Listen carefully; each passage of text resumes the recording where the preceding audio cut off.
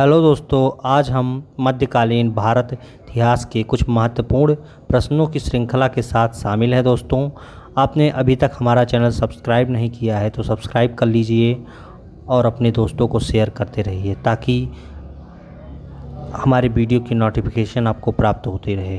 प्रश्नों की श्रृंखला को शुरू करते हैं। दोस्तों, आज का पहला प्रश्न है, सिंध पर विजय प्राप्त करने वाले अरब सेना के सेनापति का नाम। तो ये हो जाएगा option D is right now, Mohammad bin Qasim है। ये 712 ईस्वी में आक्रमण किए थे।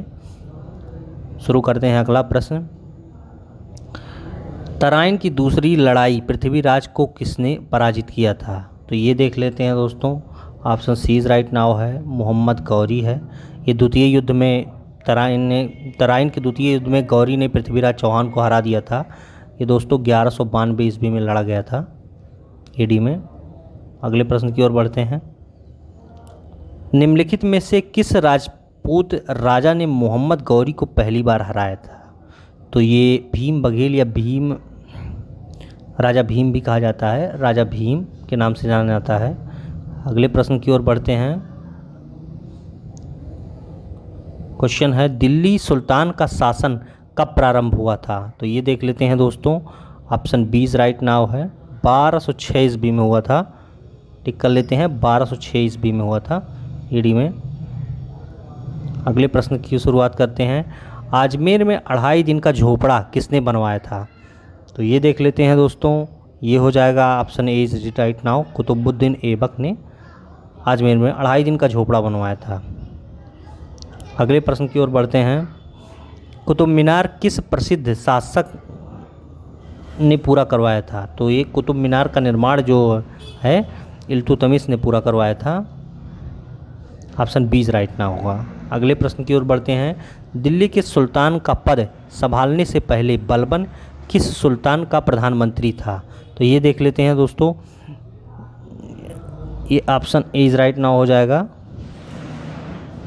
नासरुद्दीन का। अगले प्रश्न की ओर बढ़ते हैं। दिल्ली सल्तनत का उद्धारक कौन था? तो ये उद्धारक के नाम से इल्तुतमिश को जाना जाता है। Option C is right now है, इम्पॉर्टेंट है। अगले प्रश्न की ओर बढ़ते हैं। प्रसिद्ध फारसी त्यौहार नवरोज़ के प्रवर्तन किसे किया? तो प्रवर्तन का सिद्धांत बलबन को जाता है। इसी ने ही लौह रक्त की नीति चलाई थी, लौह रक्त की नीति इसी के नाम से जाना जाता है। अगले प्रश्न की ओर बढ़ते हैं।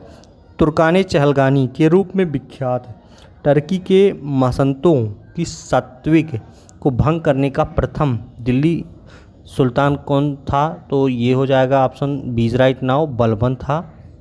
टिक कर लेते हैं। अगले प्रश्न की ओर बढ़ते हैं। रजिया सुल्तान किसकी बेटी थी?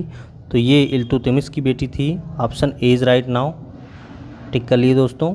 अगले प्रश्न की ओर बढ़ते हैं। दिल्ली के खिलजी सुल्तान कौन थे? तो ये देख लेते हैं दोस्तों। ये तुर्की थे, इसमें टिक कर लिए दोस्तों। ऑप्शन सी इज राइट ना हो जाएगा। अगले प्रश्न की ओर बढ़ते हैं। दक्षिण विजय करने का मिशन अलाउद्दीन खिलजी किसको सौंपा था? तो ये मलिक गफूर को सौंपा गया था। ऑप्शन सी इज राइट ना हो जाएगा, टिक कर लें। हाँ, ये मलिक गफूर हो गया। अगले प्रश्न की ओर बढ़ते हैं। बाजार विनिमय प्रणाली किसके द्वारा आरंभ की गई थी? तो ये दोस्तों अलाउद्दीन खिलजी द्वारा प्रारंभ की गई थी। Option C is right now है, बाजार विनिमय प्रणाली। अगला प्रश्न शुरू करते हैं। निम्नलिखित में से किसे भारत का तोता कहा जाता है? तो ये देख लेते हैं दोस्तों। अमीर खुसरो को कहा जाता है।